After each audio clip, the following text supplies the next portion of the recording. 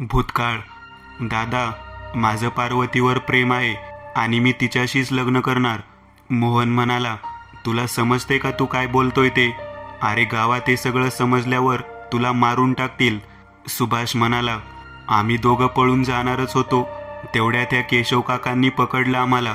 केशव भटजीकडे रागाने बघत मोहन बोलला, भाऊजी, त्यांनी अडवलं म्हणून बरं झालं, नाहीतर तुम्ही पळून गेला असता आणि गावातल्या माणसांनी आम्हा सगळ्यांना जिवंत जाळलं असतं. अरे एकदा तरी आमचा विचार करायचा होता. सुमन वैतागून बोलली. सुमन, वहिनी सांगतात ते बरोबर आहे मोहन, तू फक्त स्वतःचा विचार केलास. केशव भटजी म्हणाले, अजूनही वेळ गेली नाही मोहन, त्या पाटलाच्या पोरीचं स्थळ आले, आपण लगेच तुझं लग्न करून टाकू.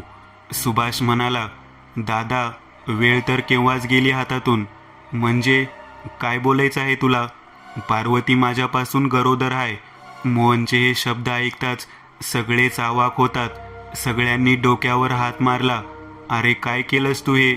दादा, मला तिच्याशी लग्न करावंच लागणार. थोडा वेळ भयान शांतता पसरते. केशव काका, तुमचं काय म्हणणं आहे? दीर्घ श्वास सोडत सुभाष बोलला, हे बघा, गावकरी हे लग्न होऊ देणार नाहीत. दादा, तूच बोललेला ना की ही देवदासी प्रथा बंद करणार म्हणून, मग आता का करत नाहीस बंद? कुठलीही प्रथा बंद करायला वेळ लागतो. मनात आली आणि बंद केली असं होत नाही.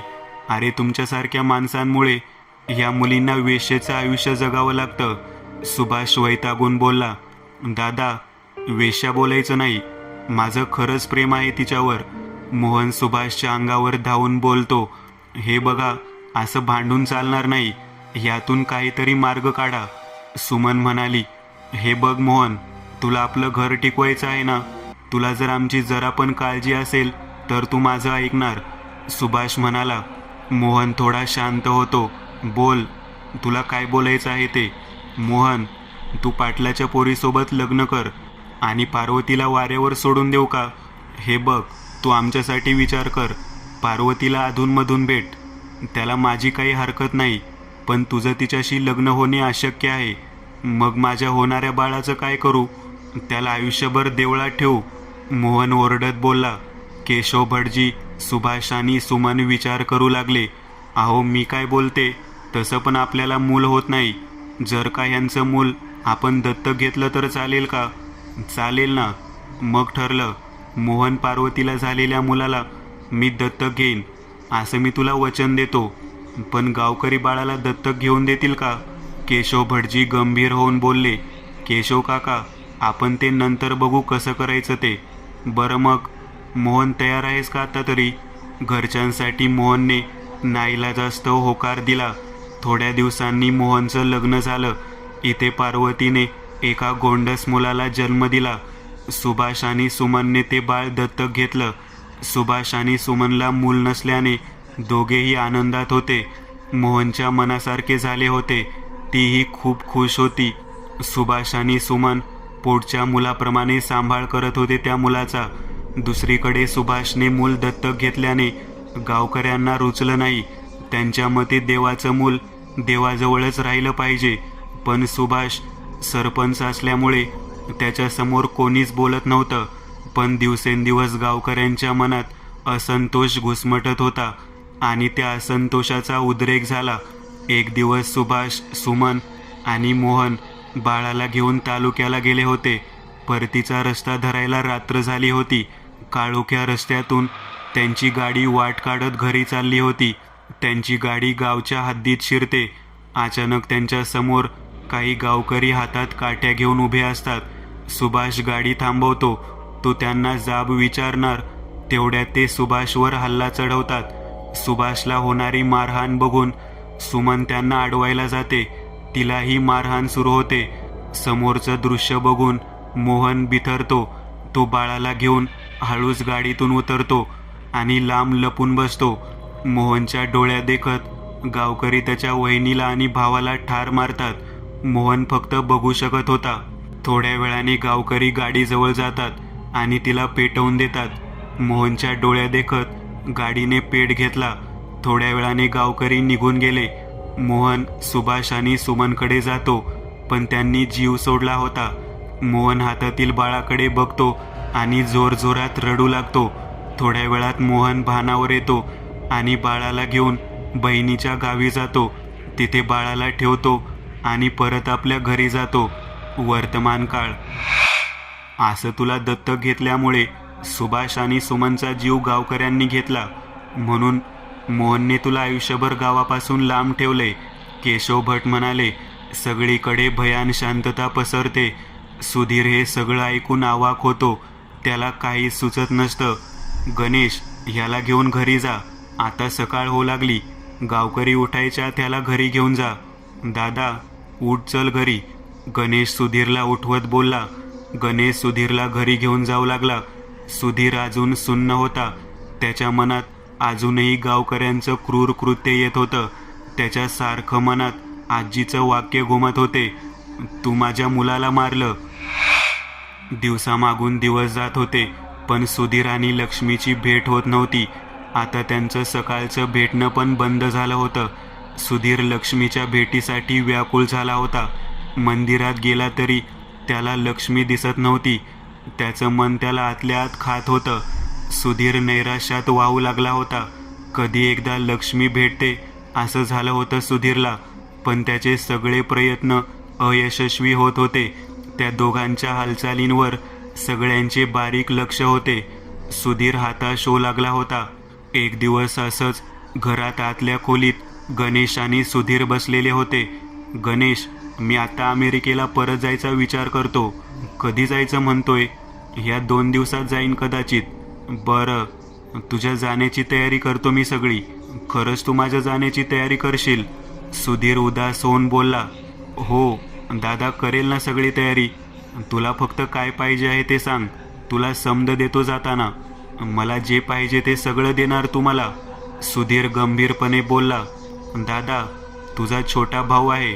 तू फक्त बोल, तुला काय पाहिजे ते. थोडा वेळ खोलीत भयान शांतता पसरते. सुधीर कसला तरी विचार करत होता. गणेश, मला लक्ष्मी पाहिजे. दादा, तू परत त्या विषयावर आलास. गणेश हाताश होऊन बोलला. गणेश, खरंच मी तिच्याशिवाय जगू शकणार नाही. दादा, ते अशक्य आहे. तू आणि लक्ष्मी ह्या जन्मी तरी भेटतील असं मला वाटत नाही.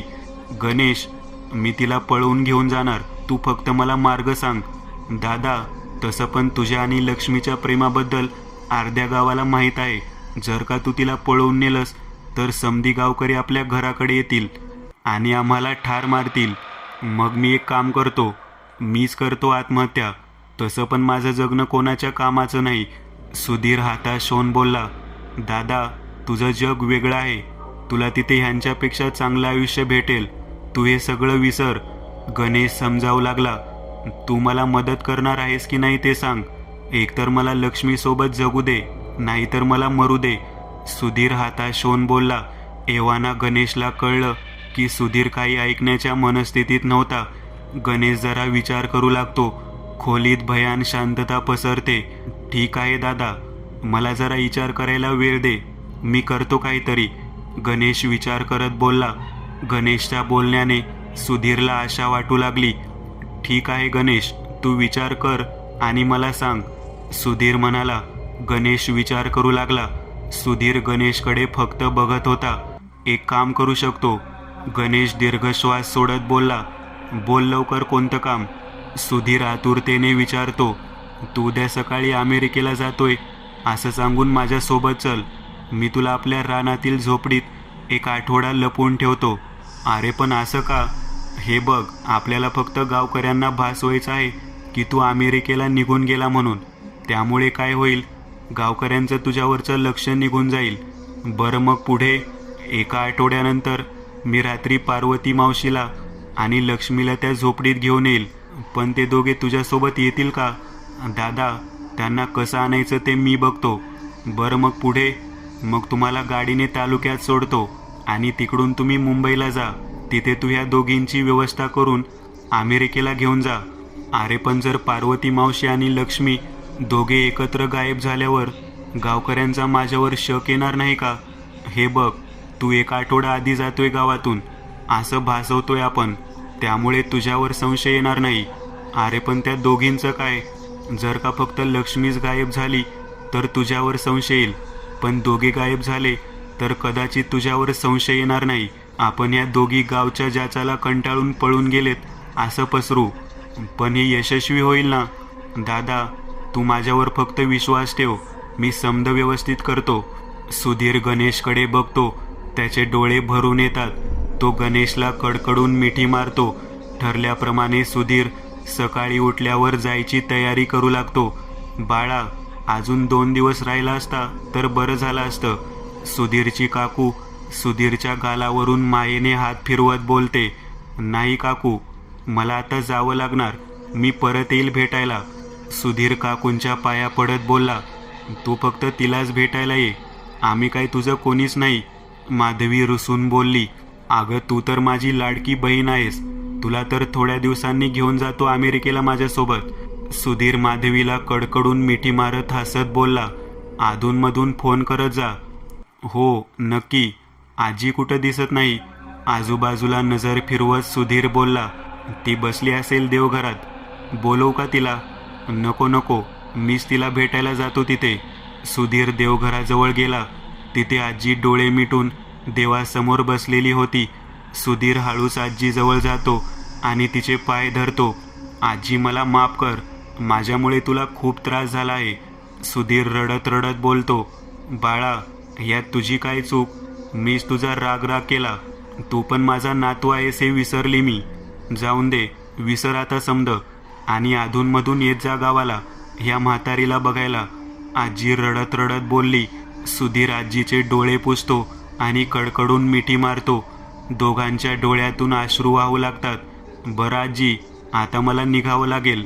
एक काम कर, हा देवाचा अंगारा घे, संकटकाळी मदत करेल हा तुला.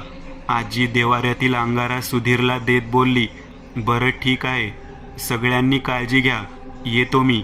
सुधीर बोलून घराबाहेर निघू लागला. दादा, 1 मिनिट थांब. माधवी पळत घरातून येते. अरे हे घे दही साखर, लांबच्या प्रवासाला चालला आहे ना. थँक्स माधवी. अरे तुमचं भरत मिलाप झाला असेल तर जायचं का आपण? गाडी सुटेल आपली. गणेश घराबाहेर गाडीवर बसून बोलतो. येतो येतो. सुधीर सगळ्यांना डोळे भरून बघतो आणि निघतो. ठरल्याप्रमाणे गणेश सुधीरला रानात घेऊन येतो. आजूबाजूला नजर टाकून कोणी नसल्याची खात्री करतो आणि सुधीरला झोपडीत नेतो. दादा, आता 1 आठवडा तू इथेच राहा. बरं ठीक आहे. सुधीर झोपडीवर लक्ष फिरवत बोलतो. मी तुला दुपारी आणि रात्री 2 वेळ जेवण घेऊन येईल. बाजूला बाथरूम आहे, रातच्याला मी पाणी भरून जाईल. हो गणेश, चालेल. गहिवरल्या नजरेने सुधीर गणेशकडे बघत बोलला आणि गणेशला जोरात मिठी मारली. सुधीर लहान मुलासारखा रडू लागला. थँक्स गणेश, तू माझ्यासाठी भरपूर करतोय. सुधीर रडत रडत बोलला. दादा, थँक्स बोलू नगस. अरे तुझ्यासाठी नाही करणार तर कोणासाठी करणार? गणेश सुधीरला धीर देतो. दादा, आता मी जातो. मी बाहेरून झोपडीला टाळा लावतो. एक लक्षात ठेव, तू इथे राहतोस याची जराशी पण भनक बाहेर लागता कामा नये. बरं ठीक आहे. गणेश झोपडीला बाहेर कुलूप लावून जातो. आता सुधीरला प्रतीक्षा करण्यापलीकडे काहीच काम नव्हतं. दिवसामागून दिवस जात होते. सुधीरला प्रत्येक क्षण कठीण जात होते. बंद झोपडीत बसून सुधीर वैतागला होता, पण त्याला वाट बघण्याशिवाय पर्याय नव्हता. शेवटी 1 आठवडा संपला. सुधीर ज्या रात्रीची आतुरतेने वाट बघत होता ती रात्र आली. सुधीरची नजर झोपडीच्या दरवाजावर होती. सुधीर बेचैन झाला होता. अचानक झोपडीचा दरवाजा उघडतो. दरवाजात लक्ष्मी आणि पार्वती मावशी उभी असते. सुधीरला बघताच लक्ष्मी धावत सुधीरकडे येते आणि जोरात मिठी मारते. दोघांच्या डोळ्यातून अश्रू वाहू लागतात. थोड्या वेळाने सुधीर भानावर येतो. लक्ष्मी आणि पार्वती मावशीला झोपडीत आत घेतो आणि झोपडीच्या बाहेर नजर फिरवतो. गणेश दिसत नाही कुठे. त्यांनी आम्हाला इथं सोडलं आणि गाडीची सोय करून येतो बोलले. बरं ठीक आहे. सुधीर झोपडीचा दरवाजा बंद करत बोलला. आता त्या बंद झोपडीत सुधीर, लक्ष्मी आणि पार्वती गणेशची वाट बघू लागतात. एव्हाना गणेशला खूप वेळ लागला होता. हा गणेश पण आताच कुठे गेला? सुधीर वैतागून बोलला. येईल तो, काळजी करू नकस. पार्वती मावशी धीर देत बोलली. अचानक बाहेरून कोणीतरी येत असल्याचा आवाज येतो. आवाज कमी करा, बाहेर कोणीतरी आले आहे. सुधीर सगळ्यांना सावध करत बोलला. अचानक बाहेरून आवाज येणं बंद होतो. सुधीरच्या जीवात जीव येतो, पण ही शांतता काही वेळापुरतीच राहते. अचानक बाहेरून कोणीतरी ओरडतं, ए सुधीर, हरामखोर, बाहेर ये. सुधीर झोपडीच्या बाहेर हळूच डोकावून बघतो. झोपडीबाहेर गावातील दिनकर वाणी, केशव भट, सुधाकर देशमुख, दिगंबर सुतार हातात काठी घेऊन उभे असतात आणि ह्यांच्या मधोमध गणेश हातात कुऱ्हाड घेऊन उभा असतो. सुधीर, बाहेर ये, आज तुला सोडणार नाही. सुधीर घाबरून परत झोपडीत शिरतो. लक्ष्मी, आपल्यासोबत दगाफटका झाला. गणेश गावकऱ्यांना घेऊन आलाय बाहेर. थरथरत्या आवाजाने सुधीर बोलला. हे काय, आता आपल्याला जिवंत सोडणार नाहीत. पार्वती मावशी रडत बोलते. आहो, पण तुमचा भाऊ असं का करतोय?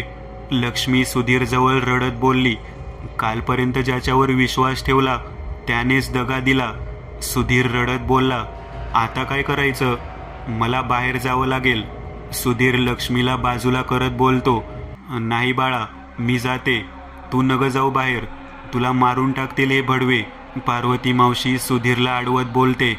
नाही आई, मीच जाणार. काय बोललास बाळा? पार्वती मावशी गहीवरून बोलते. आई, सुधीर पाणावलेल्या डोळ्यांनी पार्वती मावशीकडे बघत बोलला. अरे, आज मी धन्य झाले.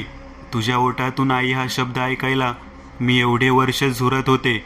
आज मी मरायला मोकळी झाली. बाळा, तू इथेच थांब, मी जाते बाहेर. सुधीर, बाहेर येतोस का मी येऊ आत? गणेश रागाने ओरडत बोलला. आई, तू इथेच थांब, मी बाहेर जातो, तू लक्ष्मीजवळ थांब. जर का माझं काही बरं वाईट झालं तर तू लक्ष्मीला आयुष्यभर सांभाळ. सुधीर हाताश होऊन बोलतो. असं बोलू नका, तुम्हाला काय बी होणार नाही. लक्ष्मी रडत रडत बोलली. अरे, बाईच्या पदराखाली लपला काय? बाहेर ये. आता मला बाहेर जावं लागेल. सुधीर लक्ष्मीजवळ जात बोलला. लक्ष्मी सुधीरला घट्ट मिठी मारते आणि जोरजोरात रडू लागते. सुधीर लक्ष्मीला धीर देतो. थोड्या वेळाने सुधीर लक्ष्मीपासून दूर होऊन पार्वतीजवळ जातो. पार्वती पाणावलेल्या डोळ्यांनी सुधीरकडे बघते. सुधीर पार्वतीच्या पाया पडायला वागतो. पार्वती त्याला अडवते आणि आपल्या कुशीत घेते. सुधीर लहान मुलासारखा रडू लागतो. थोड्या वेळाने सुधीर भानावर येतो. बरं, ठीक आहे, मी बाहेर जातो. सुधीर डोळे पुसत बोलतो. सुधीर दरवाजाची कडी उघडतो आणि झोपडीतून बाहेर येतो. ये हरामखोर, ये. शेवटी तुला तुझं मरणच या गावी घेऊन आले. केशव भट तावातावाने बोलले. गणेश, तू हे काय केलंस? सुधीर रागाने गणेशकडे बघत बोलतो. अरे, तुला काय वाटलं? तू लक्ष्मीला गावातून घेऊन जाणार आणि आम्ही तुला हे सगळं करून देणार? गणेश सुधीरची कॉलर पकडून बोलतो. तू माझा विश्वासघात केलास हरामखोर. सुधीर गणेशला धक्का मारत बोलतो. गणेश जमिनीवर पडतो. सुधीर त्याला मारायला अंगावर धावून जातो, पण दिनकर वाणी आणि सुधाकर देशमुख सुधीरला पकडतात. गणेश स्वतःला सावरतो आणि उठून सुधीरजवळ येतो. लायकीत राहायचं, कळलं का? गणेश सुधीरच्या मुस्काटात मारत बोलला. गणेश, तू हे सगळं का केलंस? सुधीर रडत बोलला. अरे हरामखोर, तू मला विचारतोस तू हे सगळं का केलं म्हणून? आयुष्यभर बापाजवळ राहून बापाचं सुख नाही मिळालं. जेव्हा जेव्हा माझा सुधीर म्हणायचा, मरताना पण तुझंच नाव घेत होता माझा बाप. गणेश रडत बोलला. अरे, पण ह्यात माझी काय चूक? ह्यात तुझी चूक नाही, माझ्या बापाची चूक आहे. ती चूक आता सुधारायची आहे. गणेश कुऱ्हाडीवर हात आवळत बोलला. अरे, पण ह्यात लक्ष्मी आणि पार्वती मावशीची काय चूक? मला मारायचं होतं तर ह्यांना का आणलं तू? लक्ष्मी, लय दिवस डोळा होता माझा तिच्यावर, लय आवडत होती मला, पण तू मध्ये आलास आणि सगळं बिघडलं. गणेश रागारागात बोलला. काय? सुधीर प्रश्नार्थक भावनेने बोलतो. होय, मला जेव्हा कळलं की लक्ष्मी तुला आवडते तेव्हा मला खूप राग आला. तू जेव्हा सकाळी मॉर्निंग वॉकला जायचा तेव्हा तुझा मी लपून पाठलाग केला होता. तेव्हा मला ही सगळी भानगड कळली. तू एक गाव सोडून जावं म्हणून मी तुझ्यावर मारेकरी सोडले. म्हणजे त्या दिवशी तू मला मारायला माणसे पाठवली. होय, थोडा मार दिल्यावर तू घाबरशील आणि गाव सोडून जाशील म्हणून हे सगळं केलं, म्हणजे माझ्या आणि लक्ष्मीमधला काटा दूर झाला असता. पण तू काही घाबरला नाही आणि त्या लक्ष्मीच्या प्रेमात अजून वेडा झालास. गणेश रागात बोलला. गणेश, तू मला हे आधी सांगितलं असतं तर मी हे गाव सोडून कधीच गेलो असतो. सुधीर हाताश होऊन बोलला. आता तर तुला हे जग सोडून जायचं आहे. गणेश हसत बोलला. अरे पण त्या पार्वती मावशीचा काय गुन्हा, तिला तरी सोडा. सुधीर विनवणी करू लागला. अरे तीच तर या सगळ्यांचं मूळ आहे, तिला जिता ठेवून कसं चालणार. गणेश हसत हसत बोलला. केशव काका, गणेश, मी तुमच्या पाया पडतो, पाहिजे तर मला मारा, पण लक्ष्मी आणि पार्वती मावशीला मारू नका. सुधीर पाया पडत बोलला. अरे गणेश, काय ऐकत बसला त्याचं, उचल कुऱ्हाड आणि कर ह्याची मान धडापासून वेगळी. दिगंबर सुतार ओरडला. गणेश, मला मारून तुला काय मिळणार आहे, मला नको मारू. सुधीर गयावया करू लागला. अरे तुझ्या जन्माने आपलं खानदान राजकारणातून बाहेर आले, पण तुला मारल्यावर मी परत राजकारणात शिरणार आणि त्यासाठी तुला मरावं लागणार. तू मला फक्त राजकारणासाठी मारणार, तुला नाही माहीत राजकारणीची नशा. गणेश जोरजोरात हसत बोलला. गणेश, तू मारतोस का मी मारू या हरामखोराला. केशव भट चवताळत बोलले. केशव काका, तुमचं मी काय वाकडं केलंय, गावचं नाव खराब केलंस, देवदासीच्या प्रेमात पडलास आणि तिला पळून न्यायचा प्रयत्न केलास. अरे देवाची दासी आहे ती आणि तिच्याशी तू असं कृत्य करतोस, ह्या पापाला शिक्षा झालीच पाहिजे. केशव भट हातातील काठी सुधीरवर उगारत बोलले. थांबा काका, ह्याला एवढी चांगली मौत देणार नाही मी, ह्याला लक्ष्मी आणि पार्वतीच्या डोळ्यांदेखत मारणार मी. गणेश सुधीरकडे रागाने बघत बोलला. बरं ठीक आहे, ही तुझी शिकार आहे. गणेश, तूच मार ह्यांना. सुधाकर देशमुख रागात बोलला. गणेश सुधीरची कॉलर पकडतो आणि फरफटत झोपडीत घेऊन जातो. झोपडीचा दरवाजा बंद करतो. अचानक आतून सुधीरची जोरात किंकाळी ऐकू येते. नाही, मला मारू नका. लक्ष्मीचा आवाज झोपडीतून येत होता. थोड्या वेळाने लक्ष्मीची जोरात किंकाळी झोपडी बाहेर येते. सुधीर आणि लक्ष्मीची किंकाळी ऐकून केशव भट, दिनकर वाणी, दिगंबर सुतार आणि सुधाकर देशमुख जोरजोरात हसू लागतात. आता फक्त पार्वतीच्या किंकाळीची वाट पाहत होते सगळे. थोड्या वेळाने पार्वतीची किंकाळी येते. आता झोपडीत भयान शांतता पसरते. झोपडीचा दरवाजा उघडतो. गणेश रक्ताने माखलेला कुऱ्हाड घेऊन बाहेर येतो. कुऱ्हाडीवरून अजून रक्ताचे थेंब पडत असतात. गणेशचं शरीर रक्ताने माखलेले असते. गणेश झोपडीचा दरवाजा बंद करतो. वारे माझ्या वागा, गावाचं नाव राखलं तू. दिगंबर सुतार खुश होऊन बोलतो. अजून काम झालं नाही, अजून काय बाकी आहे. ते गाडीत पेट्रोल ठेवलंय ते आणा. आखी झोपडी जाळून टाकू, म्हणजे ह्यांची हाडं पण सापडणार नाही आणि आपल्यावर संशय पण येणार नाही. होय, गणेश बरोबर बोलतोय.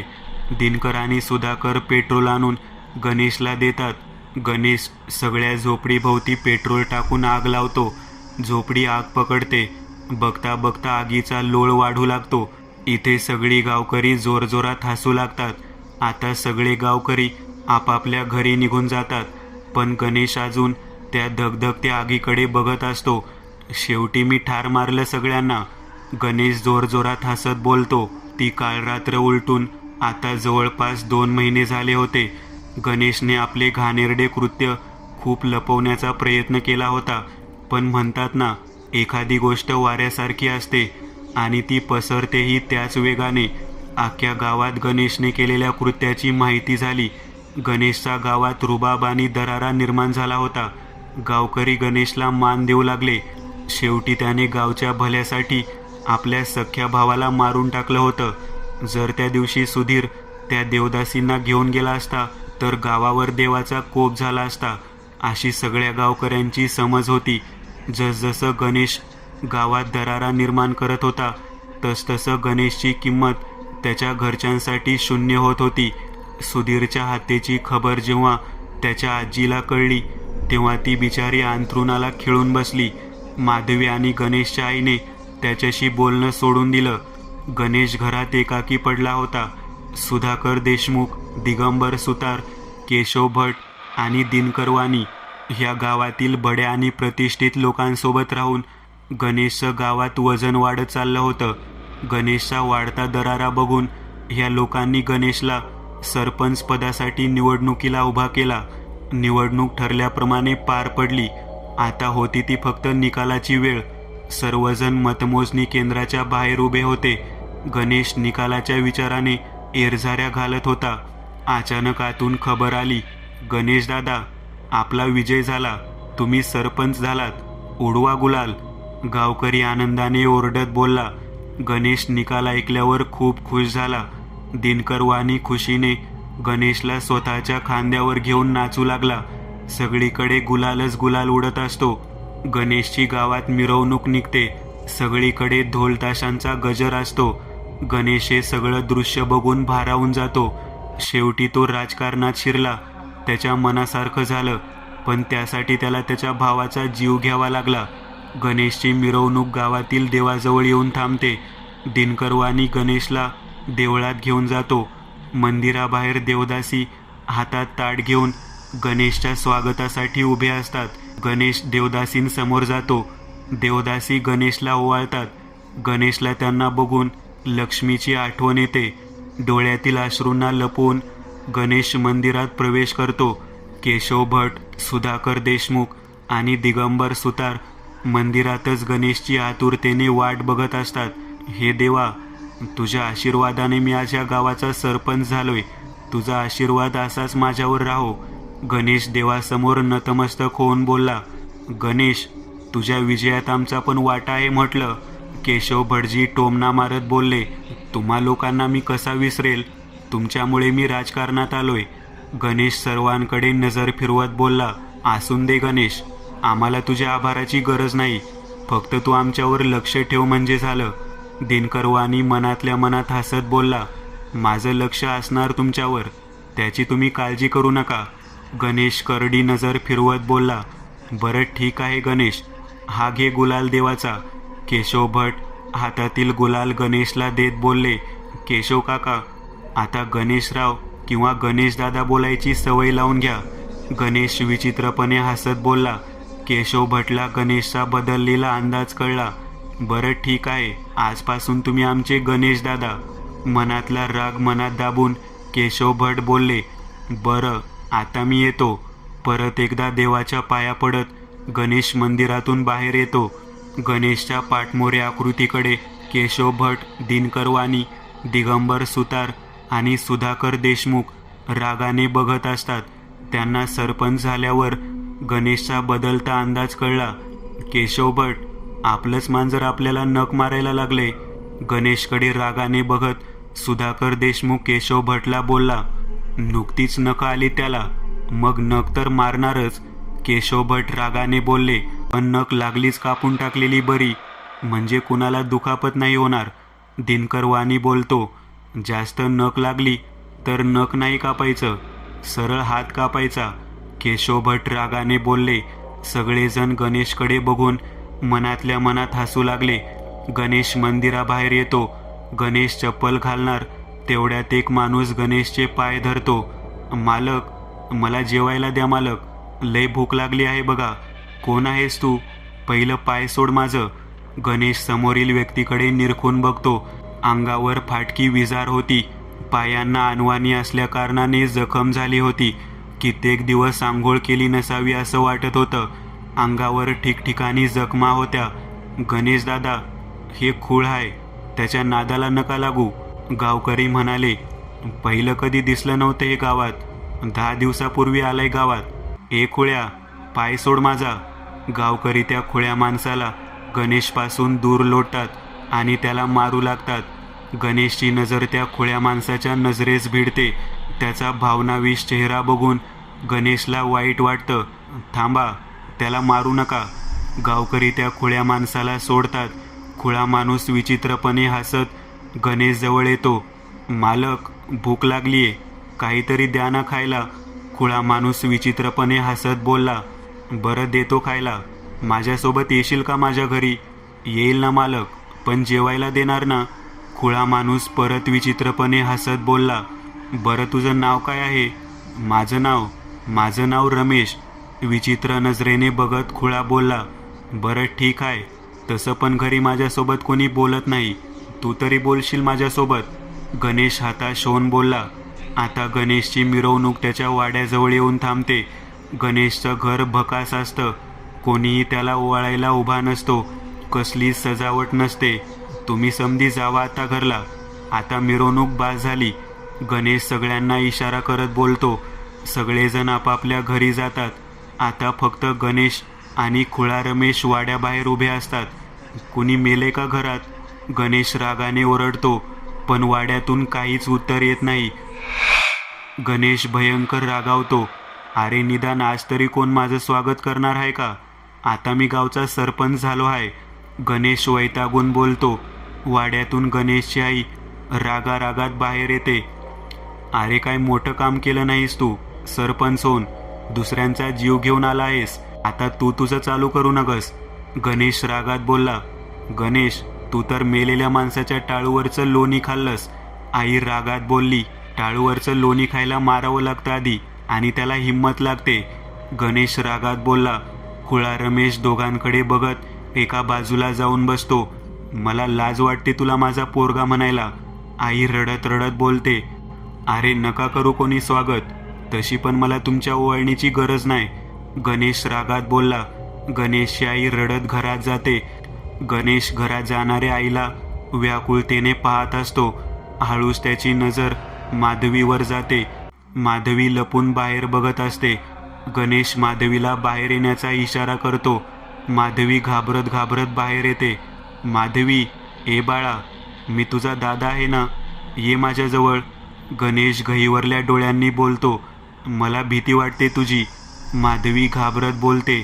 अगं कसली भीती वाटते तुला? तू खरं सांग, सुधीर दादाला तू मारलंस का? माधवी प्रश्नार्थक भावनेने विचारते. गणेश स्तब्ध होऊन माधवीकडे बघत उभा असतो. सांग ना दादा, खरंच तू सुधीर दादाला मारलं का? माधवी रडत रडत विचारते. गणेश मुंडी खाली करतो आणि रडू लागतो. म्हणून मला तुझी भीती वाटते. तू जर स्वतःच्या भावाला मारू शकतोस तर आम्हाला पण मारू शकतोस. माधवी जोरजोरात ओरडत घरात पळून जाते. माधवी थांब ना. गणेश माधवीला थांबण्याचा प्रयत्न करतो, पण काही उपयोग होत नाही. गणेश वाड्याच्या पायरीवर डोकं धरून शांत बसतो. त्याच्या डोळ्यासमोर ती काळरात्र दिसू लागते. त्याला विनवणी करणारा सुधीरचा चेहरा दिसू लागतो. पेटती झोपडी त्याच्या डोळ्यासमोर उभी राहते. जीवाच्या आकांताने ओरडणारी किंकाळी ऐकू येते. गणेशच्या डोळ्यातून नकळत अश्रू येतात. अचानक गणेशच्या कानावर शब्द ऐकू येतात. मालक, भूक लागलीये. रमेश हसत हसत बोलला. गणेश डोळे उघडतो. समोर हसरा चेहरा घेऊन रमेश बसलेला असतो. गणेश भानावर येतो. बरं तू थांब इथं, मी बघतो काय आहे का. गणेश घरात जातो आणि थोड्या वेळाने हातात जेवणाचे ताट आणि कपडे घेऊन येतो. ती फाटकी कपडे काढ आणि ही घाल आणि मग जेव. जेवण झाल्यावर तुला काही बिस्तारा देतो, इथेच बाहेर झोप तू. गणेश दम देत बोलतो. रमेश तिथेच कपडे काढू लागतो. ए खुळ्या, त्या झाडाच्या आडाला जा आणि बदल कपडे. रमेश हसत हसत झाडाजवळ जाऊन कपडे बदलतो आणि जेवायला बसतो. खूप दिवसाचा भुकेला असल्याने रमेश जेवणावर तुटून पडतो. अरे दमानं खा. रमेश गणेशकडे बघून हसतो आणि पुन्हा जेवणावर तुटून पडतो. गणेश आता एकटक रमेशला जेवताना बघत असतो. त्याच्या मनात आईचं एकच वाक्य सारखं घुमत असतं. मेलेल्या माणसांच्या टाळूवरचं लोणी खाल्लं तू. मित्रांनो, आज पुरतं एवढंच. तुम्हाला जर काही गोष्ट आवडली असेल तर नक्की लाईक करा. तुमच्यापैकी बरेचसे जण व्हिडिओ लाईक न करताच पळून जातात, पण हा जर व्हिडिओ तुम्ही लाईक केला तर मला जरा बरं वाटेल आणि असेच भारी भारी व्हिडिओ बनवायची माझ्यात एनर्जी येईल. त्यामुळे नक्की लाईक करा. आणि अजूनही कोणी या चॅनलला सबस्क्राईब केलेलं नसाल तर लगेच सबस्क्राईब करून टाका. आणि बाजूची घंटी ती मात्र दाबायला विसरू नका. देवाची घंटी आहे ती. चला तर मग पुन्हा भेटूया अशीच एक आगळी वेगळी गोष्ट घेऊन पुढच्या